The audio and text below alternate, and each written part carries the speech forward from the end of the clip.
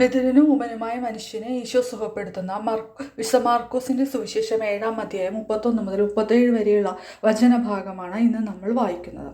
എഫാത്ത അഥവാ തുറക്കപ്പെടട്ടെ എന്ന വാക്കിലൂടെ നമ്മുടെ ഹൃദയങ്ങളും ദൈവസ്വരത്തിനായി തുറക്കപ്പെടണമെന്ന് കർത്താവ് ആഗ്രഹിക്കുന്നു.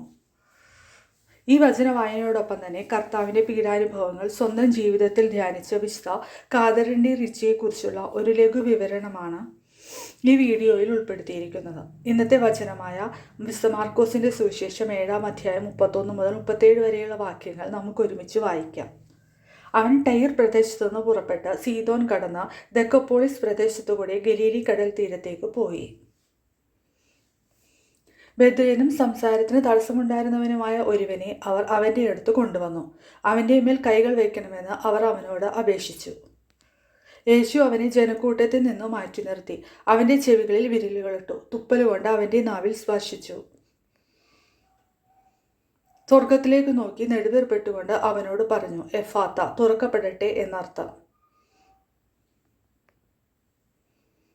ഉടനെ അവൻ്റെ ചെവികൾ തുറന്നു, നാവിൻ്റെ കെട്ടഴിഞ്ഞു. അവൻ സ്ഫുടമായി സംസാരിച്ചു. ഇക്കാര്യം ആരോടും പറയരുതെന്ന് അവൻ അവരെ വിലക്കി. എന്നാൽ എത്രയേറെ അവൻ വിലക്കിയോ അത്രയേറെ ശുഷ്കാന്തിയോടെ അവർ അത് പ്രഘോഷിച്ചു. അവർ അളവറ്റ വിസ്മയത്തോടെ പറഞ്ഞു, അവൻ എല്ലാ കാര്യങ്ങളും നന്നായി ചെയ്യുന്നു. ബധിരർക്ക് ശ്രവണശക്തിയും ഊമർക്ക് സംസാരശക്തിയും നൽകുന്നു. ഇന്നത്തെ വിശുദ്ധ കാതറിൻ ഡി റിച്ചി. 1522 ഇറ്റലിയിലെ ഒരു പ്രഭു കുടുംബത്തിൽ ജനിച്ച വിശുദ്ധ കാതറിൻ ഡി റിച്ചി തൻ്റെ 14-ാം വയസ്സിൽ ഡൊമിനിക്കൻ സഭയിൽ ചേർന്നു.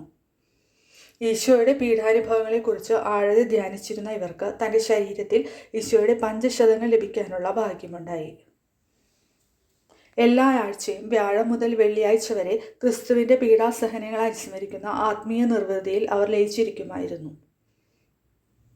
താൻ ജീവിച്ചിരുന്ന മഠത്തിൻ്റെ ഭരണാധികാരി എന്ന നിലയിൽ വലിയ വിവേകവും കാര്യക്ഷമതയും പുലർത്തിയ ഒരു വ്യക്തിയായിരുന്നു അവർ. വിശുദ്ധ ഫിലിപ്പ് നേരിയെ പോലെയുള്ള അക്കാലത്തെ പ്രമുഖ വിശുദ്ധരുമായി കാതറിൻ അടുത്ത ബന്ധം പുലർത്തിയിരുന്നു. 1590 അന്തരിച്ച ഇവരെ 1746 സഭാവിശുദ്ധിയായി പ്രഖ്യാപിച്ചത്.